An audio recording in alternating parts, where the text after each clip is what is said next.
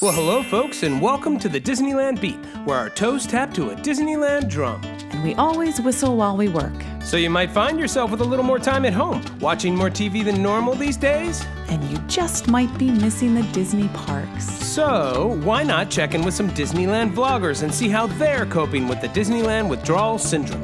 And our favorite channels are full of positive Disney spirit and energy.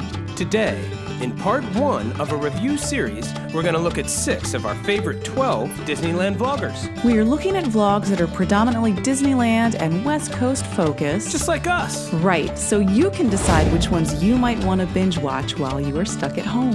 Stick around.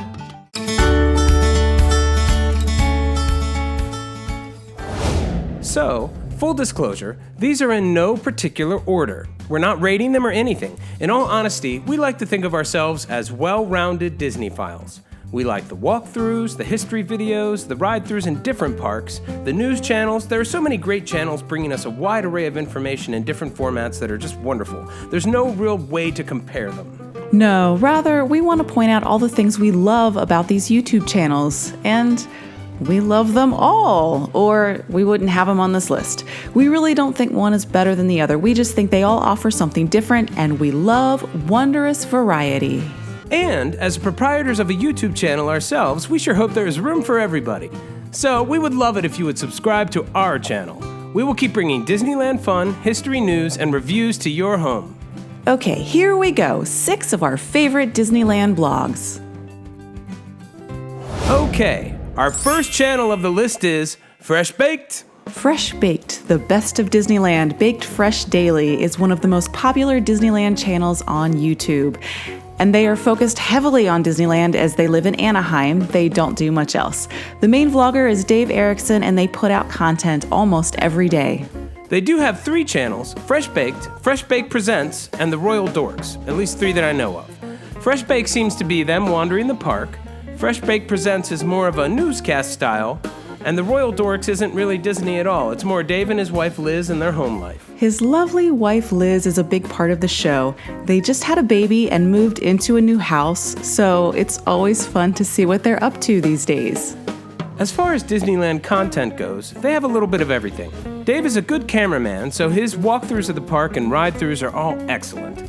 It looks like they got a 360-degree camera recently, and he took that on Rise of the Resistance, and the results were really impressive. He usually has a small group together to wander the parks on Saturdays, and they discuss the latest news or various topics. Dave doesn't point the camera at himself, but rather focuses on his view and the people along in the group. He does guide the conversation and keeps it really interesting, though. They've been around longer than most, and the supporting cast has changed over the years, but they are always fun and Disney knowledgeable. Fresh Baked also does construction updates and seems to have some connections that offer insight into whatever project might be going on. They spend a lot of time figuring out what that new green pipe might be, and usually I think they're right. But I think my favorite thing about Fresh Baked is Dave has a touch for the nostalgic and a positive, follow the Disney magic in the moment attitude.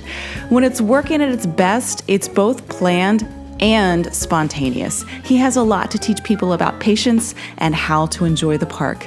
Fresh Baked! Our number 2 Disneyland YouTube channel is Provost Park Pass. Provost Park Pass is one of the fastest growing Disneyland channels on YouTube. I know I really love their infectious energy. They are a husband and wife team with cute little miles. They have been very Disneyland focused up until their recent whirlwind trip. Yes, oh my goodness, the poor Provosts. They recently put together a world tour of every Disney park, only to have the park shut down mid-trip. Then they went on a Disney cruise just to have that closed too. What a bummer. But they made it home safely and are currently recreating Disneyland in their basement. Their park videos are excellent. There's not too much just random wandering around the park, as they tend to be very focused on a topic or a location. Their video definitely is more produced than many other channels, with sound effects and fun creative editing that gives the videos energy and keeps things moving. And they always have a camera person, which gives them a bit of a unique look. They have lots of facts and history in their videos without it getting too academic, and the footage is usually really great. I reached out to all the vloggers I am including in this video, and Provost Park Pass got back to me. They are awesome. I asked them, from your perspective, both as a host and as a producer, what do you think makes Provost Park Pass unique? And they responded, "We are passionate about what we do. We spend countless hours planning our videos, researching facts and history, preparing informal scripts for our Secrets Revealed videos, filming and editing. We've worked hard to make our channel more like a TV show. We focus on fun, informative, family-friendly content that everyone can enjoy and also learn from. We definitely focus on quality over quantity." And it's true. It really looks like they go out of their way to make themselves accessible to their fans. They have lots of meetups. They're really just really nice people. Thanks, Chris and Amanda, for getting back to us. That was so great of you. We hope to see you at the Pacific Northwest Mouse Meet this July. Our number 3 favorite Disneyland vlogger, and remember this is in no particular order, is Adam the Woo. Adam the Woo straddles multiple genres, but Disney is a huge part of what he does. He started out in Orlando, gaining notoriety for being banned from Epcot, to which he was later readmitted, but now he resides in Anaheim and focuses a great deal on Disneyland. Adam knows the parks extremely well, and he has a real worldly perspective on Disneyland, which can be nice and break the bubble, right? And while he is a one-man show, he takes his time setting up his shots and really achieves some excellent cinematography. He uses drones occasionally, though not at Disney, and his shots of Disneyland are some of the best composed and framed shots of all the vloggers. We really love how he includes his ride-throughs into his content, which is always creatively and well edited. He's at every Disney press event, and his footage is solid, often the best of all the vloggers. The other half of Adam the Woo's content is general travel content. He goes to Orlando a lot still, but he usually drives across the country to do it. A lot of his shows are long, atmospheric looks at fading small towns across America. Along with some travel vlogs, he truly manages to paint a portrait of America today. Seriously, I think his documentation of small-town America will become recognized as the valuable archive it is. He really goes to all those places that you don't have time to, like weird movie filming locations, or when he recreated the drive across the country from the iconic film Vacation starring Chevy Chase. Oh, that was great. Our favorite catchphrase he uses, and he has quite a few, is, "There goes the monorail."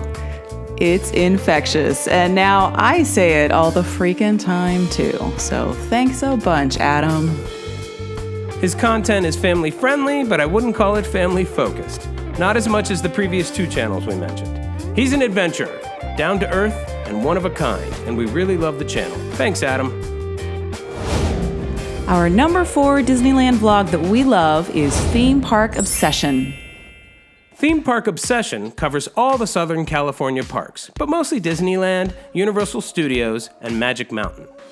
The channel is mostly a one-man show with Dylan Dixon as our host and friend on these journeys. He is younger, and the channel is again family-friendly, but not so much family-oriented.